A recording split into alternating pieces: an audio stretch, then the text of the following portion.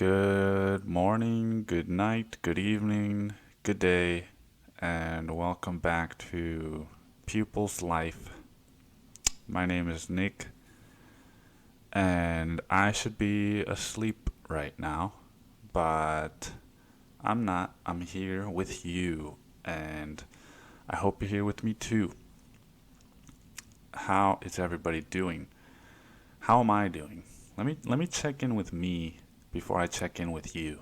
Let me check in with myself before I start worrying about you and how everyone else is doing. I've been doing enough of that. Can I believe? Can you believe that I started this thing with my fucking mouth guard on? That's just a. It's just to show you guys that I should not be awake right now.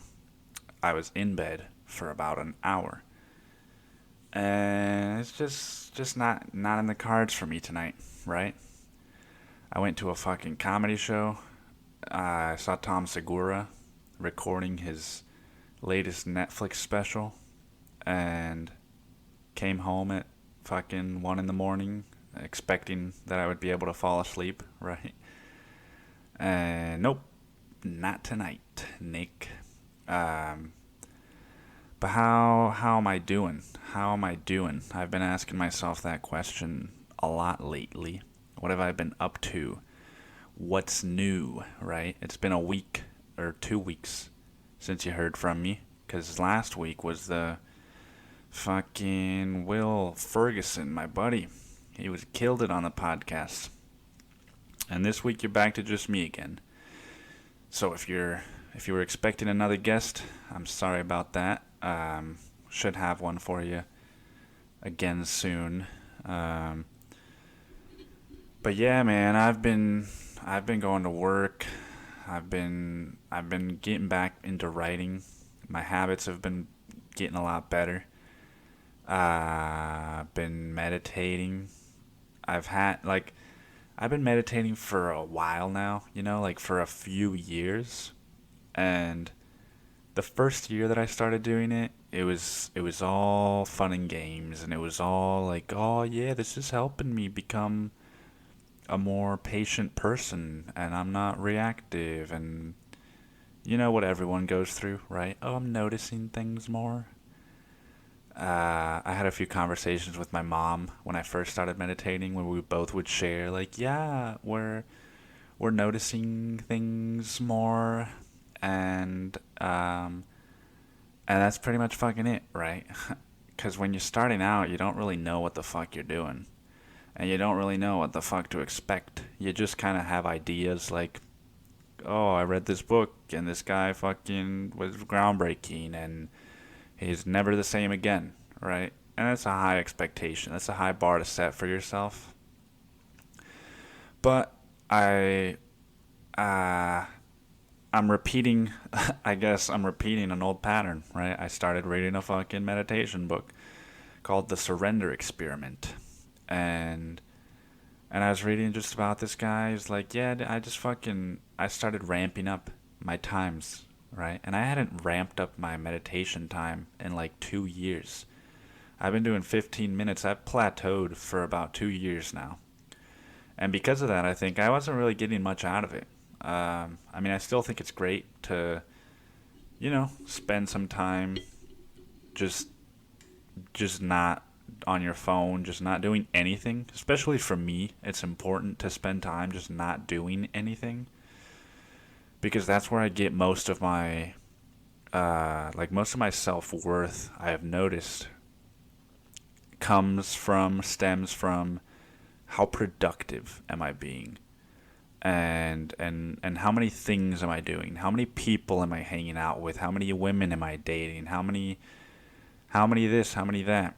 um, but when I'm not seeing anybody, when I'm not hanging out with my friends, when I'm not writing, I tend to feel a lot worse about myself, right? So it's good for me to do these little meditations, even if I'm not getting a whole lot out of them.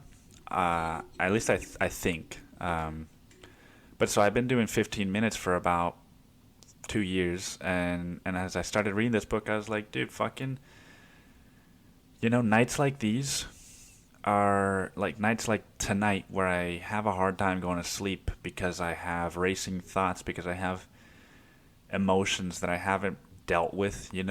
Um, like, I think it's important to take that into consideration and realize, like, dude, you need to start taking it a little more seriously. Maybe that will help. You're looking for answers everywhere except right in front of your fucking face. And so I went from 15 minutes, and I said, all right, I'm gonna ramp it up. I'm gonna double that. And so I've 3 or 4 days now in a row that I've done 30 minutes, and I've noticed the change right away. Not necessarily like, oh, my life is better, but a change during the meditation. I I just I've noticed, because the whole point is that you're not fucking moving, right? People always say it's about the breath. It's about the breath. It's about not fucking moving and using your breath to not freak out with the fact that you're not moving, right? Because when you're not move, when you're sitting still, naturally your earlobe will itch, right? And then your fucking eyebrow will itch, and then maybe you fucking, if you're like me and you're 6'3", and sitting cross-legged for your meditations is a pain in the fucking ass, then maybe pain starts shooting up your foot and through your calf and your thigh and up your ass, and it starts to fall asleep, right? And I've been in those situations, and I'm sitting still, and my earlobe itches, I don't scratch it, my eyebrow itches, I don't scratch it, and then pain starts shooting up my leg, and I almost feel like this ball of anxiety rising up in my chest, like, holy fucking shit, man, it's only been 5 minutes, if even, because your eyes are closed, right? You don't have a sense of time. How the fuck are you gonna sit here for another 20 to 25 minutes with this pain? How the fuck? How the fuck? And then you just, instead of how the fuck, you're just, right? It sounds fucking silly. Even I feel silly talking about it, but I endure it somehow just by focusing on my breath. And I think what that's teaching me is, you don't have to scratch the itch every time. And when you're restless in bed and you're thinking, you don't have to fucking listen to those thoughts. Um, I don't know. It's all pretty basic shit, right? You can type in meditation, and the first 10 articles will probably say some variation of what I just said. Um, but it's been helping, and that's I don't know. I had therapy today, and there's so much fucking shit. I feel like I have to, like, if I ever wanna just not continue to live my life how I live it now, which I'm not saying it's like, it's not a good life or anything, but there's a lot of pain, and there's a lot of self inflicted pain, like self sabotage is more what I'm trying to say. And I've been realizing how much of that I I wasn't even aware of. For so long, my my problems have been very clear to me, because I guess for so long I've been dealing with a certain set of problems that I had to be dealing with, that I still will be dealing with. And you know I didn't focus as much on the fact that or I guess I'm realizing just now that I have a very, very hard time trusting people. Um, and it's weird, when you realize in how many different ways that manifests.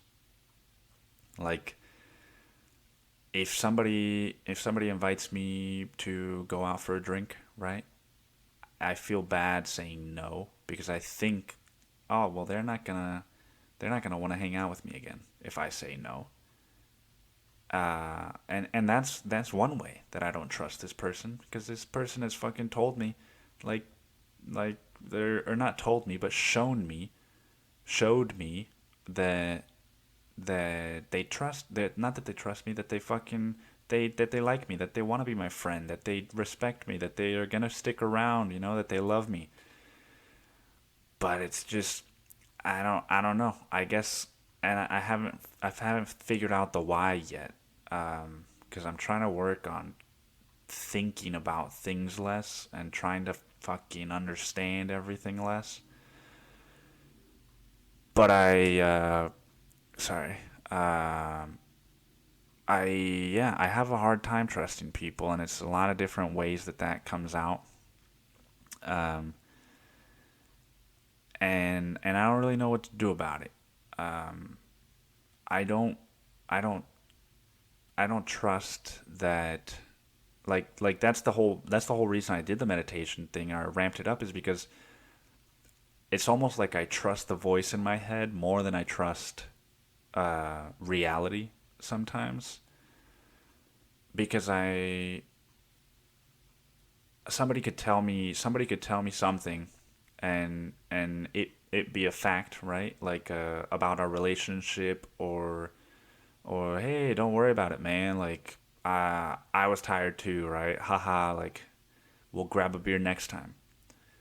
But in my head, the immediate thought, because of my fucking self esteem, my immediate thought will be like, he's just saying that, right? Like he's not gonna reach out again. He doesn't mean it. He's just saying that.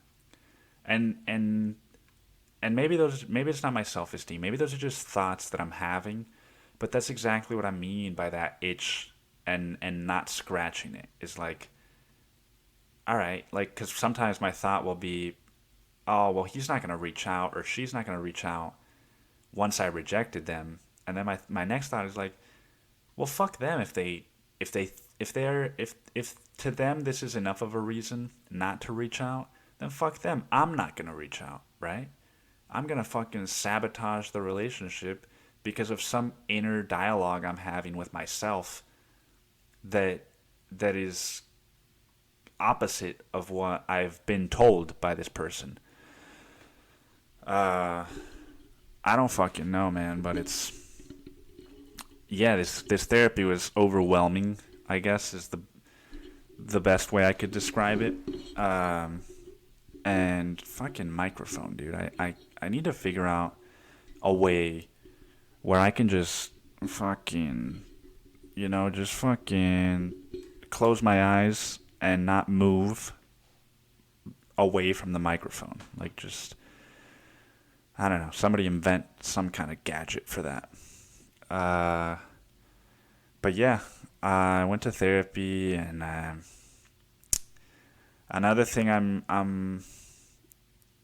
I guess the whole point of therapy for me has been to learn how to feel and think less.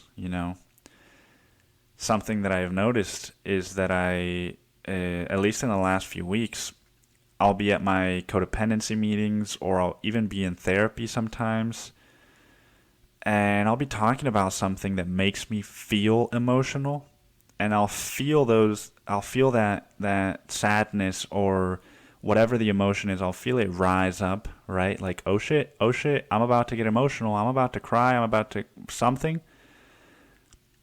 And then my immediate next thought is like, or my next step is to become very it's like I go from my chest to my brain, right? As a mechanism for not feeling, because if I don't feel, then I'm not risking or putting myself out there for other people to reject or to ridicule or whatever.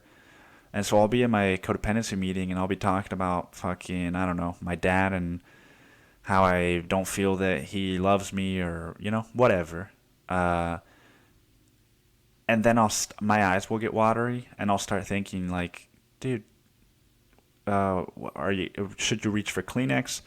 Are people going to think it's weird if you reach for the Kleenex? Like, is it weird if you cry? Because you never cry. So if you cry, people are going to think it's weird. Fucking, like, just, I start to think a lot instead of just continuing to feel what I was feeling. And forget about why.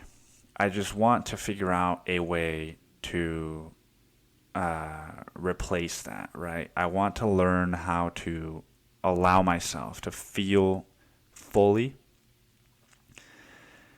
And I mean, which leads me to the next thing I've talked about in therapy, which is that my therapist says it all the time. It's like, yeah, men don't cry. That's a cultural or social or whatever thing that we've just all, we all kind of know, like, it shouldn't really be that way, but we all just kind of accept it. I mean, it is widely accepted that men are not criers, right? Not that we don't have the need to cry or that we don't have those emotions, but just like, if you're a guy, you're a pussy, right? If you're crying, like, don't be a little pussy, man. Come on, just deal with it, right? You're a man. It's almost like the definition of man is synonymous with not crying. And so I don't know. Like, you become aware of all these things that are false, but that are just accepted for whatever reason. And then it becomes hard to not feel, at least for me, it becomes hard not to feel isolated. Because you start to identify that in people a lot more. You start to identify it in yourself a lot more often. But it's like you're the only one that thinks that that's not how it should be, right? You're not the only one, but like most people that you run into don't want to talk about these things, don't want to focus on these things. People ask you how you're doing, and it's like, they don't actually want to know how you're doing, right? It's just kind of a polite little, like, instead of saying hello, it's like, well, then what? If you don't want to fucking know how I'm doing, then why are you asking, right? I don't need you to be polite to me. You could just say hi. I don't like that. How are you doing has become like a new way of saying hi when people don't actually mean how are you doing. But anyway, I've been feeling very very lonely. And it's something that I've felt my whole fucking life. So it's something that I'm used to. But the whole trust issue, it goes back to that, because I create these narratives in my head that people don't want to spend time with me, that people don't like me, that people don't love me. And a lot of the times that's true, but a lot of the times it's not. And the times that it's not, it's almost like a subconscious thing that I do so that I can continue to feel lonely and isolated, because that's kind of what I know, right? It is painful and it doesn't feel good, but I kind of know what it's going to feel like.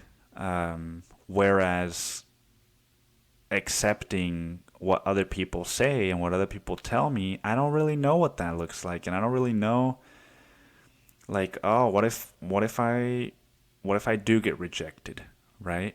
I don't know what that feels like. I know what it feels like to reject other people and to just kind of go back to my little emotional cubicle, right? And write some short stories, write a big story, write a book. But I don't know what it's like to have relationships. I don't know how to have relationships, I guess. Because I never learned, I was modeled a faulty system for having relationships, where it's like it's very much a give to take. It's not a give and take. It's a give to take. And so if I offer something to somebody and then like a week later they fucking do something that upsets me, It's like, God damn it, why did I offer that to them, right? Uh, and and I don't know, man. I don't want to just bore you with therapy, but these are just some things I've been thinking about, and part of this podcast, I am trying to entertain you. I am trying to, you know, just kind of share things with you that maybe you don't hear anywhere else. And this is part of that whole gamut of experiences. And I don't know. I think that I think sometimes talking through things is a lot more useful than just thinking through things, especially on a podcast, right? Because on a podcast, you can't fucking lie to yourself, because then other people will know that you're lying. Or maybe you can. I don't know. But therapy's been fucking. I guess it's been good, right? I can't say it's been bad. It's been overwhelming. It's been stressful, but maybe that's a good thing. Being confronted with things that you aren't ready to be confronted with, maybe, or yeah. Because most of the time I'm just talking about like, oh yeah, fucking this happened this week, or yada ba fucking bada, like just dealing with like day to day shit and therapy, which isn't what you're supposed to do, I don't think. It's always nice to have that space to go like, oh yeah, like this girl stop talking to me, and what do I do? And it's like, oh, what do you think you should do? And blah, blah, blah, blah. Your therapist is like, oh, it's another one of these sessions. Which, speaking of, I did have, I don't know. I mean, it's been like a week and a half since this happened, but I went on a couple dates with this girl who was an engineer, and I kissed her on the second date. And I was like, all right, that was kind of awkward, but fucking, you gotta have some awkward kisses sometimes, right? This whole bullshit of like, oh, you gotta wait for the right moment. It's like, that's like some shit you read in a pickup artist book. It's like, yeah, you gotta fucking pull her hair back, or like, or put it over her ear, and then like tickle her earlobe, and then kiss her on the neck, right? Like, then she'll think you're like suave or something. I don't know. But it was awkward, and I tried not to make anything of it. I was kind of like, yeah, this is still a success, right? I went to bed, no fucking problem. I wasn't anxious about it. I was like, finally, right? I'm not listening to that voice that's like, oh, this kiss was awkward. What if she doesn't want to see you anymore? What if she didn't like it? Blah, blah, fucking blah. And then I wake up, and it's like it all comes rushing into me. I text her like, oh, that was a fun time last night. Like, I'd love to do it again. And then like a couple hours later, she texts me back like, oh, actually, I'm not interested. Right? I don't see this going anywhere romantically. And then it's like a fucking confirmation bias, if that's even what that means. It's like, yeah, fucking shouldn't have kissed her, or maybe it was a shitty kiss, and and I mean, thankfully this time around, I wasn't really. I didn't let myself fall down that rabbit hole. I was just kind of bummed out about it, man. Cause yeah, I don't know. You're just always bummed out about when you think something went a certain way, but really it went like the complete opposite. At least for the other person. Because I mean, I still had fun, and I don't regret any of it, right? Um, but yeah, and especially when you're online dating, it's like a little bit of a like, fuck, man. All right, so I gotta go on another first date and meet someone else, and like, and you kind of go into the next few dates after you meet somebody that's like a really good date. Your next 3 to 4 dates with different people, you're just kind of like fucking, you're not that person, right? You're not that person, and you're not what I'm looking for. What am I even doing here?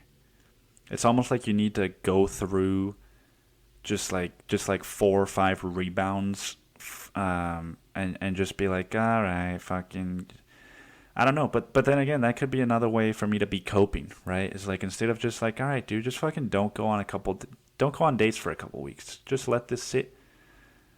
It's like, nah, I'm just gonna fucking muscle through it, right? Because I'm a man, and man don't cry, man don't feel shit. Like, um, so yeah, that happened, right?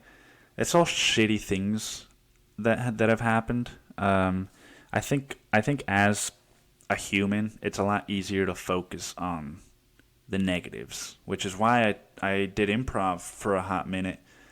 Um, but I haven't been doing that in a while either. Um, I've been going to a lot of movies. I've been reading a lot. I've been writing a lot. What else have I been fucking doing?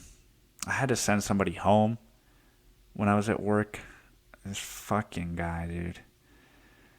This fucking guy. This is one of those moments where I do feel kind of like, dude, you're a fucking man, dude. Why are you for fuck? You know? Ah, man. It's almost like I don't even want to talk about it. Like, my fist just kind of like, I just kind of clenched my fist when I started thinking about this. Um, so I'll make it brief, but I was at work in this, and I'm 24 years old, right? And I'm an assistant general manager. I don't know what the fucking difference is. And I'm working with these two guys on like a Tuesday night, and both of them are older than me. One of them not by much. The other one has a wife, so I just assume that he's in his 30s. And the guy, like, he's on his fucking phone the whole fucking time. He gets there an hour and a half late, right? I text him like, "Yo, what's up, man? Everything okay?" He gets there an hour and a half late, and he doesn't text me back. He just shows up, and I'm like, "Hey, what happened, man? Is everything good?" He's like, "Oh yeah, I just had to go fucking drop off a check for my wife." I'm like, all right, I don't make anything of it. I just store that little frustration in my resentment bank, and so this guy pulls out his phone. Customers walk in, he'll put it away, right, and then he'll make their food. But immediately afterwards, boom, pulls the phone out again, and he's just chilling, right? And this goes on for about an hour, and then he comes up to me and he says, "Hey, do you mind if I go in the car and go to my car real quick?" And I said, "For what?" Right? That's the first sign of me letting out my resentment, is like fucking, for what, dude? Like, right? Who asks if somebody's like, "Hey, do you mind if I go do this thing real quick?" Is like, who asks for what, right? Somebody that's fucking pissed off is who. And that's me. I'm pissed off. This fucking guy's on his phone. He's like, and I'm like, "For what?" And he's like, so he goes, I need to go get my second phone." And I'm like, "Your second phone, dude? I fucking slap you across the face right now. You're gonna go get your fucking second phone. Go get a fucking second job, is what you should get, right? Like, my first thought is like, you pack up your shit and you get the fuck out of here. And you go get a second job. Go get your second phone and go get a second job with that second phone. And I'm like, "Yeah, man, that's fine, but right, because like that's my instinct. That's my first thought, is like, if this guy and I were just like friends, that's what I would say. But no, I'm his manager, so I've got to fucking just deal with it a little bit more appropriately. So I'm like, yeah, that's fine, but I would appreciate it if you spend a little bit less time on your phone, right? Fair enough, right? Easy enough." And he's like, "Doing what?" And I say, fucking your job, right? That's not what I said, but I'm like, there's a lot of things you could be doing, right? If you need me to tell you, I can tell you, but there's a lot of things you could be doing. And he fucking scoffs, he walks away, and it's like, this fucking guy, right? My hands start shaking at that point, because I go into fight or flight mode, and it's like a confrontation, right? I hate confrontations. Even though I sometimes ask for them, like directly or indirectly. But I hate confrontation. And so I tell him, like, there's 3 or 4 different things that you could be doing, and I tell him what those things are, and then I go in the back because I'm doing something, and I see him start to do something that we don't, he starts to, like, close almost, and it's fucking 2 hours before we're supposed to be closing, and I tell the guy, hey man, don't do that yet. Well, no, I asked him, what are you doing? And he says, oh, I'm fucking closing. And I'm like, no, look at the time, man. Like, it's too early to be doing that. Will you do something else, please?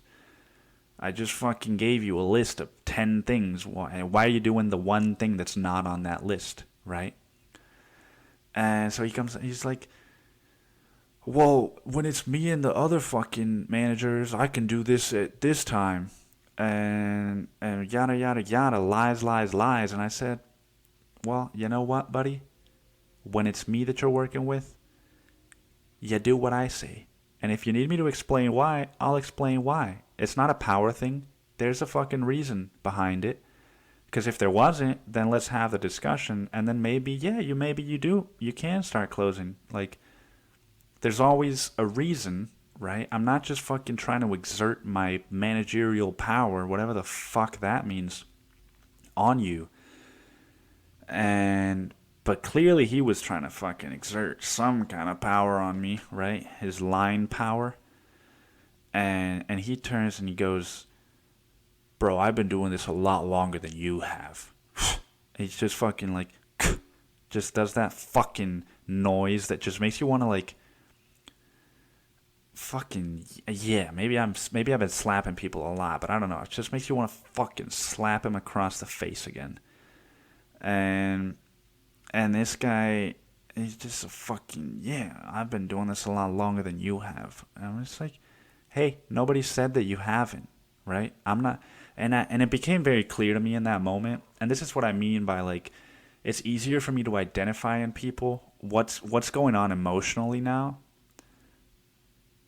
but maybe I don't know how to navigate it yet. Maybe that's the part that I'm missing, because I knew, like, all right, this guy's fighting an ego battle, right? How do I navigate this?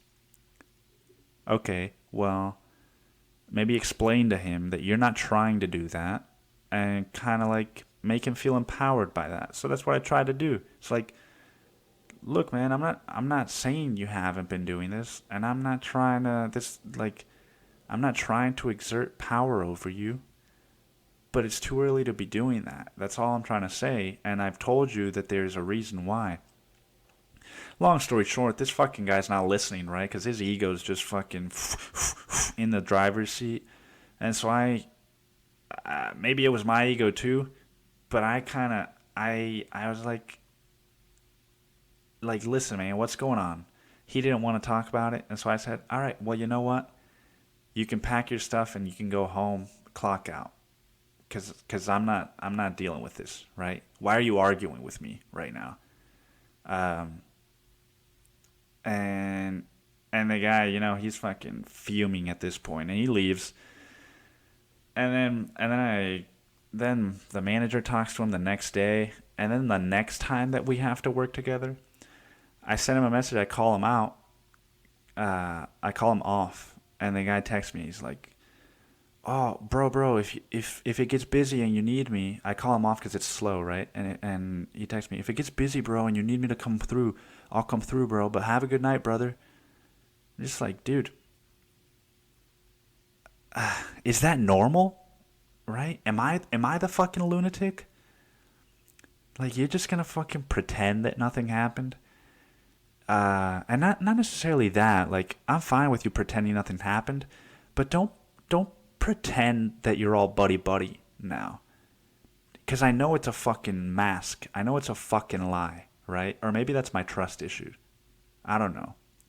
Maybe this is a fucking clear example of a trust issue. It's like, I don't trust this fucking guy, right?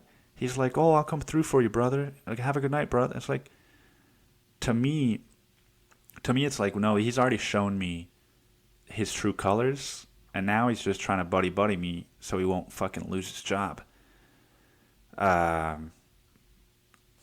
And so I don't know, man. I fucking sometimes I feel like I don't even know how I'm supposed to be moving through the world. And maybe that's the wrong way to think about it. Maybe you're supposed to just make a decision, right? And I did that, but you got to question yourself. Otherwise, who will? And if you don't question yourself, then you're just going to keep fucking repeating the same thing, and you're just going to be the same person for the rest of your life. Um,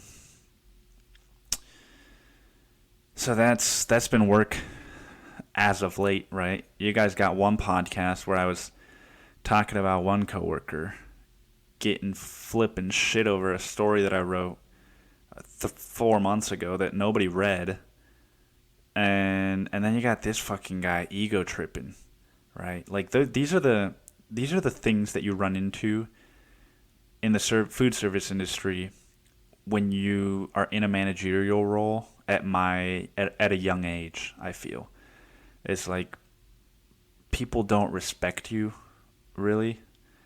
Like the only thing that's missing now, and this would actually be kind of funny, not in the moment, but in retrospect, the only thing that's missing now is for a flustered customer to come up to me and be like, "Is your manager in?" And for me to be like, "Oh yeah, that's me. What's going on?" And for her to be like, "You're the manager,"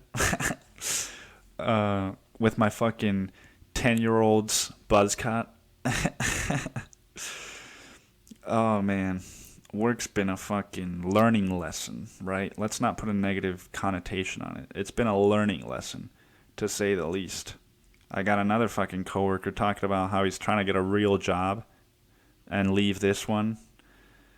And he's like, "Oh, no offense to you, but I'm just trying to get a real job, you know?" Like, this guy's fucking playing that narrative of, like, men don't cry to the max, you know?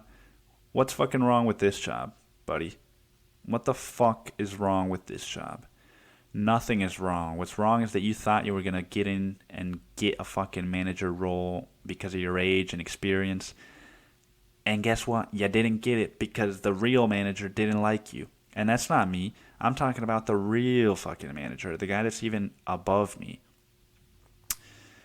But yeah, that's what I mean by people just need to come out with the truth right from the fucking get-go. Just be upfront about what you're trying to actually say. And instead of being like this guy and like, "I'm trying to get a real job." No, but no offense to you. It's just that we're at different points in our lives, right? You're 30 and I'm 24 and we're at different points in our lives. Go fuck yourself, buddy. Go fuck yourself, dude. And I like the guy. There's nothing against the guy personally. It's just this interaction, you know? Go fuck yourself with this interaction, right? Um, oh man, fuck. But that's why I need to do something when I'm not at work that isn't just more work, like writing. And that's why I go on dates. You know, I went on another date maybe a week and a half ago, and it was a terrible date, but it was a nice night, I guess, right? Like, it was a first date, and she invited me to go salsa dancing with her and her friends. And she says, it's me and some friends are gonna go salsa dancing. You should come." And in my head, and maybe this is a wrong assumption to make, but in my head, it's like, "Oh, her and her girlfriends are going salsa dancing. Let me go invite some of my buddies and call it a night, right? Call it a fucking fun little salsa dancing experience." So I get two of my friends to come with me. You know, really that's what I did. I convinced two of my friends to trust not only that there will be other women, but that they will be women that they might be interested in too. And we show up, and there's a salsa class before the salsa night or whatever. And this girl's still not there, right? The salsa thing starts at like 8. It's 8:30. We're like halfway through the class, and then she shows up. And so we're doing this like awkward, like, oh, like, ha, like, "Oh, hey, I've never met you before, but we're technically on a date, but we're all doing a class, so we can't really talk, but like let's kind of dance for a second, and then you're gonna pass off to another guy. And then right after that, boom, loud music, live music, and everyone's dancing, right? And it's like, what did I sometimes I question myself in that way of like, what did you fucking think was gonna happen? Right? A first date at a fucking salsa night? Maybe if you had gotten drinks before and then gone to salsa, like maybe that would be fun, right? But you're gonna get to know somebody while you're salsa dancing. Like maybe not. Maybe that this isn't wrong for everyone, but like me, I'm gonna get to know somebody while there's supposed to be dancing happening. Like I fucking dancing sparks my anxiety, right? And a first date is kind of like a little bit anxious enough. Loud music added to it, so she's yelling in my fucking ear like, "So where are you? So where are you from?" And I'm like, "What? So where are you from?" I'm like, Cancun." She's like, "Well, what's that like?" And I'm like, I'm not gonna fucking yell what living in Cancun was like into your ear over this loud music. And so I just fucking gave her like I basically presented like this half-assed version of myself. You know, I went on a half-assed date. Um, but my buddies had fun, right? Silver lining, I guess. Um, and the girl was fucking stunning, man. That's what was a bummer. Is like this actually could have been a good date if it was somewhere where we could have a conversation. But that's you can find that another time, I guess, buddy, and that buddy's for me. She left like 30 minutes into the night, or like 30 minutes after the class and 30 minutes into the dancing, and she was just like, I think I'm gonna call an Uber home. And at that point, I was like, fuck it, right? Might as well do the same myself and get some shut eye. Um, and, and yeah, so I've been going on dates. I've been going to movies. What else have I been doing, right? What else does a fucking Mexican do when he's living in Texas? Well, I I fucking went and saw. Oh yeah, I went and saw this lighthouse. Have you guys heard of Lighthouse? That's a fucking. It's a weird ass movie, but you know when you're in a movie theater and it's kind of a quiet movie. It's like a pay attention kind of movie, and you're sitting there with this big bowl of popcorn, this big bowl of greasy fucking popcorn, and you're just as you're riffling through the popcorn, and then you think it's over, right? Once you've selected the popcorn, which is so fucking such a random thing when you think about it. It's like we select our popcorn. Because if you weren't selecting it, you just fucking put your hand and put it out, right? And then shove it in your mouth. And maybe I'm the only person that does this, but I'm just like, no, no, no, no, no, ooh, ooh, no, no, no, no, ooh, ooh. And then I've got like 8 little popcorns in my hand that I can't see the color of, right? Because it's fucking pitch black in the theater. So I can't see if they're, if they're the darker yellow that are going to be like, ooh, that's going to be buttery. I have just decided that these 8 popcorn are going to be better than the rest of the popcorn for some reason, and it took me 15 seconds to do that. And then I shove it in my mouth, and it's even louder. It's like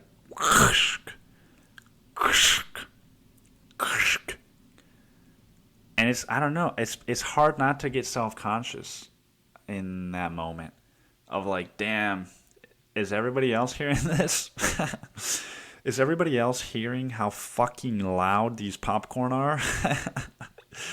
Hey, right? It's not me. It's the popcorn. It's like, is anybody else hearing? Did I get like a weird bowl of popcorn. Did they put something in my popcorn? Um, and I was fucking stoned out of my mind, right? High as fuck. And I was super paranoid as it was. So I'm kind of like, I'm in my peripherals. I'm trying to see, like, are the people that I'm here with noticing? Because they're the closest to me, right? Are they bothered by it? And then I'm starting to think, well, you can't trust you like, they're not gonna react, right? It's that same inner voice in my head, like, well, they might not tell you if they're feeling that. It's like, who the fuck do you trust anymore? I don't fucking know. And then you go on and watching movies like Joker, right? With unreliable narrators that are fucking schizophrenic, and you're just like, oh, this movie's fucking cool, man. Oh, what a performance, man. And you're trying to, like, recreate the performance because his performance was fucking awesome.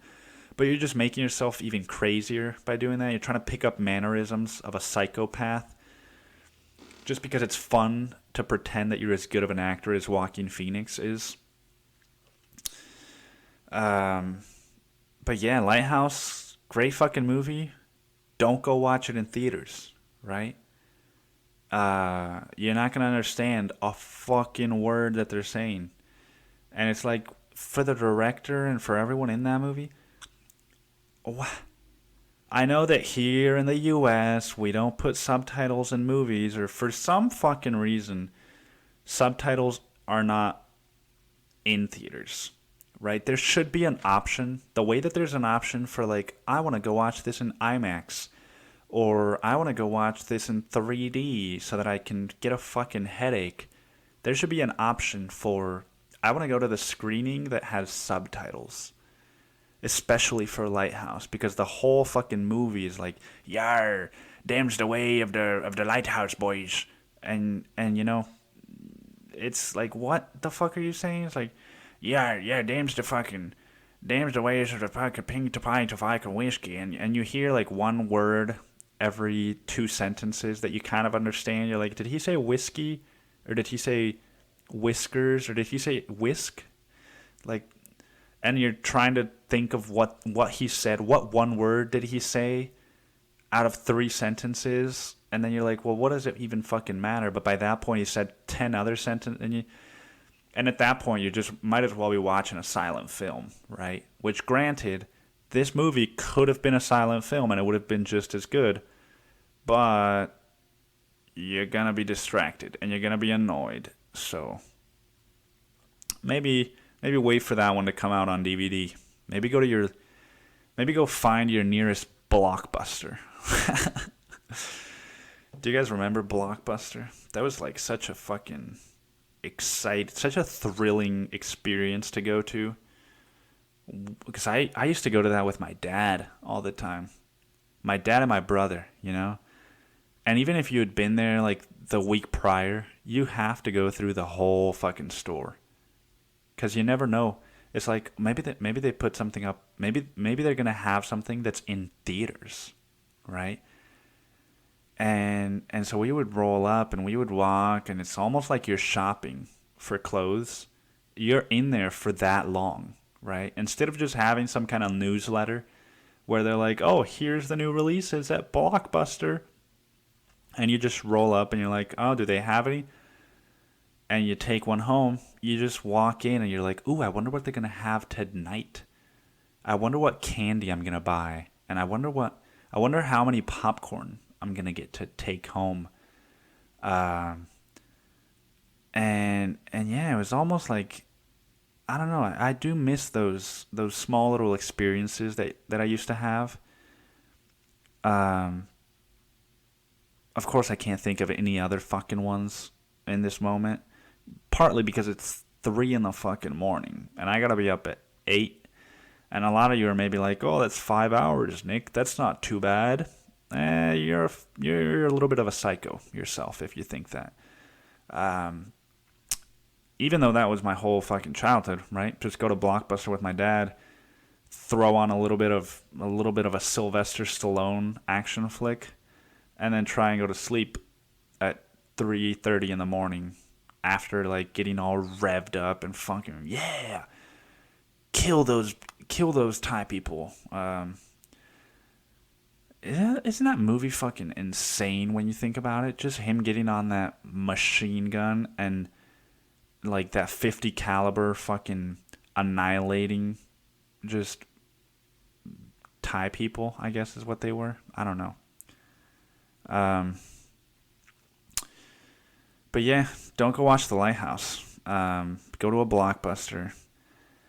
I do think about ways like this Blockbuster thing is. I guess it's a way that I bonded with my dad. A way that I got to know my dad. Because we didn't really have conversations. Like we didn't really. The most that we've had some now that I've grown up and I've kind of forced us to.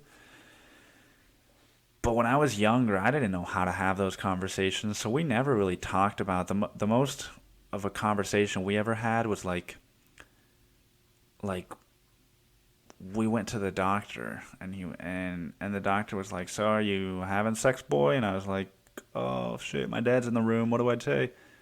Yeah." And then we went home and my dad was like, "So you're having sex, huh?" And I'm like, yeah." He's like, "Are you wearing protection?" And I'm like, "Yeah." He's like, cool. And that's what our conversations were like, for the most part. But wait, what was that? Where the fuck was I going with that? Oh yeah. So I feel like I had to learn how to learn. I learned how to get to know my dad. I learned how to learn about my dad in different ways than most people. And you just pick up little things here or there, right? We would go scuba diving and just watch him in his element. Like that's one thing that sucks about being a writer, at least when I have kids, is like I can't really. I mean, me and my kid can talk about books and talk about writing and we can share writing, but yada yada. But we can't really do it together. We can't bond doing the activity. But yeah, speaking of my fucking dad, my therapist asked me the other day, like, why do you give your dad more? Why do you cut your dad more slack than you do your mom, right? Because I'm a lot harder on my mom, and I think part of that is because my mom and I, we at least for a while, right? My family and I are kind of not on the best terms lately. But my mom and I, for a while, we had more of an emotional connection. We talked a lot more. She would call me up, and instead of it being a 5-minute conversation like it is with my dad, it would be a 2-hour-long conversation talking about meditation and dating, etc., etc., etc. But so why do I cut more slack? Like if my mom is trying to be more available, then why do I give my dad more room to fail if he's not really even trying? And the conclusion that I've come to is that I empathize with my dad a lot more than I empathize with my mom. Not because I shouldn't empathize with my mom or anything like that, but just because I feel like I know a lot more about my dad. I feel like my dad, even though he wasn't emotionally available and even though he was at work, like I lived with the guy. At least he was fucking there, right? I think a part of me still sees my mom leaving, because my mom left I did 6th grade in California, which is when my mom moved back from Mexico to California. And then I moved back for 7th grade through the rest of high school. And my mom was in California.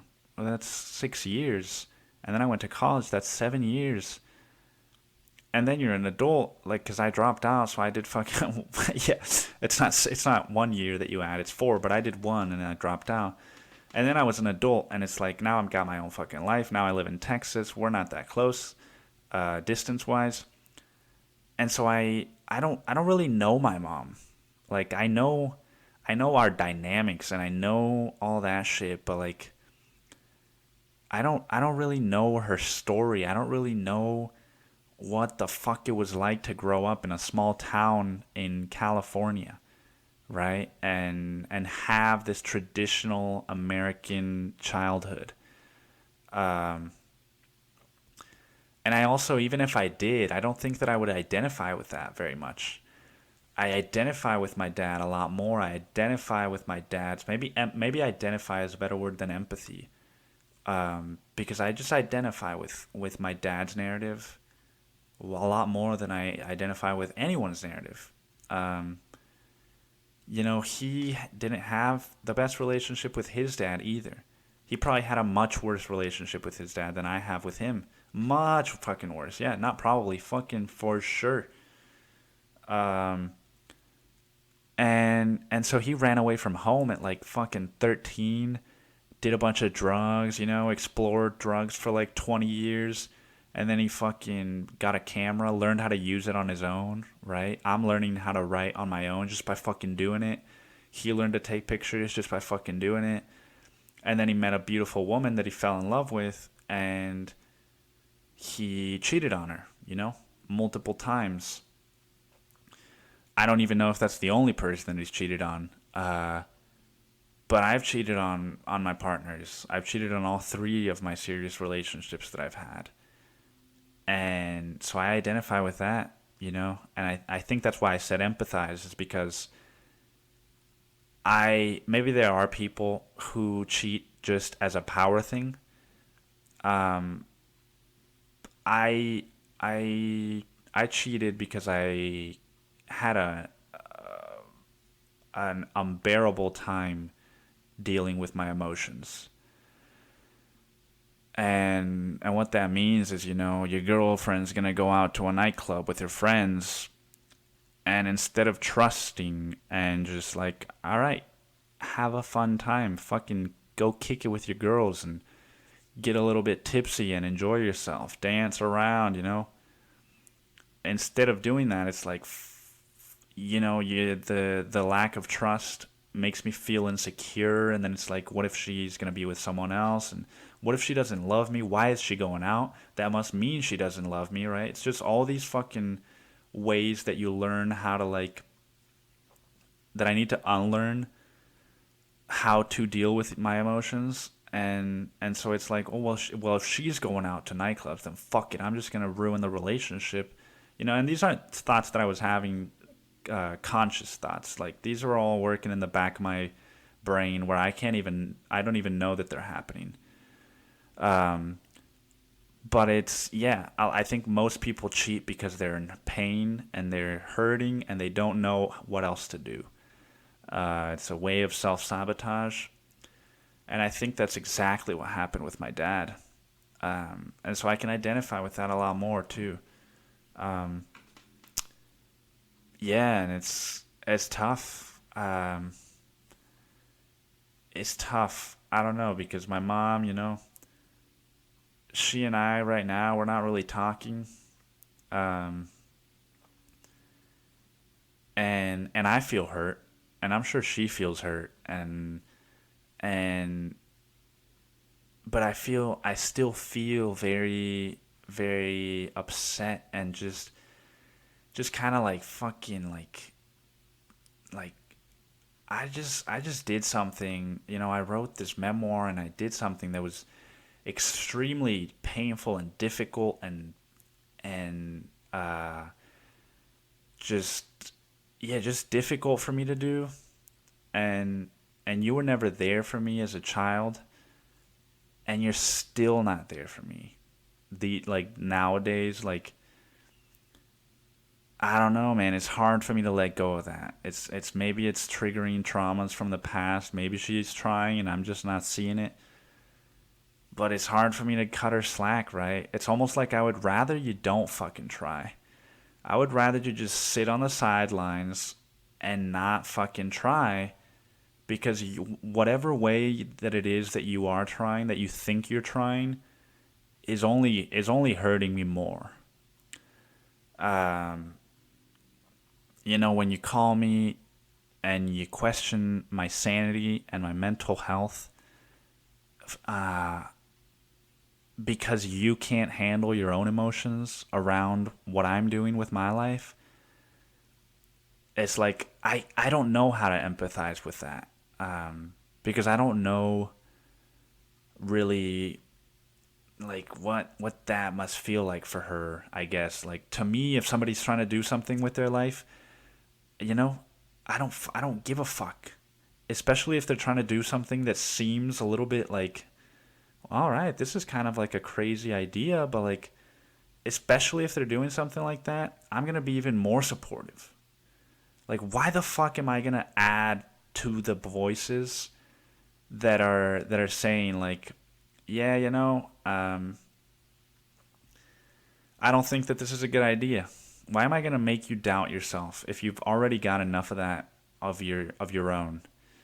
I like to encourage people to follow those crazy ideas, because that's the only way that you can have a crazy um, life. And I don't mean crazy in a negative way, like, oh, I'll go do a bunch of fucking drugs. I mean, like, to me, like a stand-up comedian who's got his own podcast and that's what he's living off of, like, that's fucking crazy, dude. Imagine if I could just sustain a life by doing what I'm doing right now and you guys are listening. Imagine if that's what, I mean, that's fucking crazy, right? And so when people have ideas like that, like me, I've fucking started this podcast. It's like you could say, like, what the fuck do you think you're doing? Like, I could very easily, and I do sometimes. I'm like, you're not funny, dude. You're not this. You're not this. You're not this. Like, who the fuck's gonna listen, right?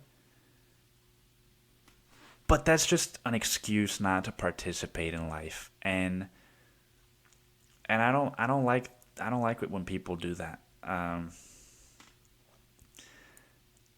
So yeah, I guess I'm trying to learn how to empathize more with people.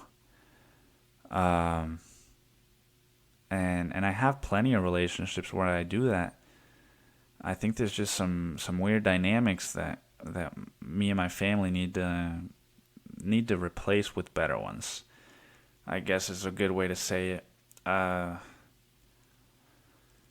Yeah. This might be a fucking very, very scatterbrained podcast episode.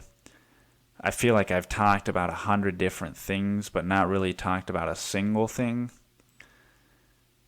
And so yeah, maybe fucking, what the fuck was the point of this, right? That's, I could just start. This is exactly what I mean. Is like I could just start like doubting myself. And the truth is, like, you gotta enjoy it for just doing it, right? Like, you just gotta do it for the sake of doing it, not for fear, not for acceptance, not for anything other than doing it.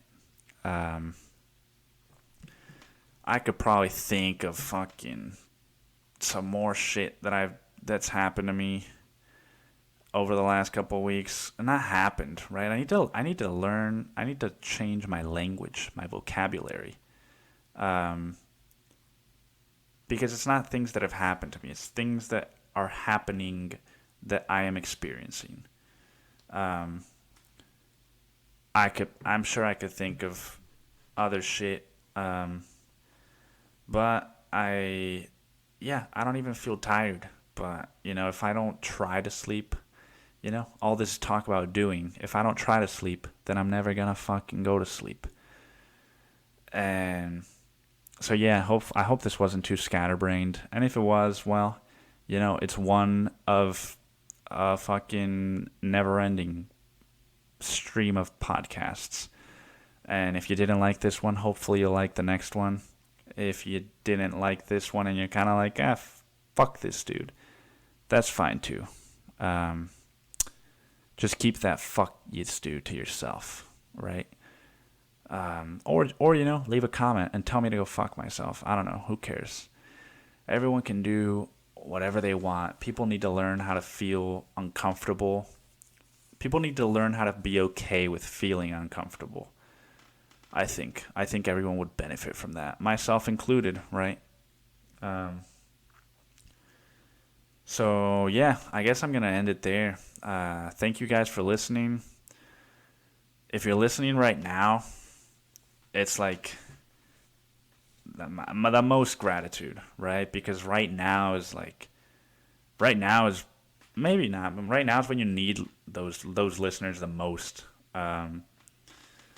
And I know that there's a few of you out there who are listening to this regularly, and it means a lot to me. I'm trying something that I'm not necessarily the most comfortable with. Sometimes I feel more comfortable than others, and but you're listening and you're supporting me just by listening, and you're just supporting me by believing, and like, hey, yeah, you're showing up, I'm showing up. As long as you're showing up, I'll be showing up, and as long as I'm showing up, hey, hopefully you'll be showing up. So really, thank you guys for listening.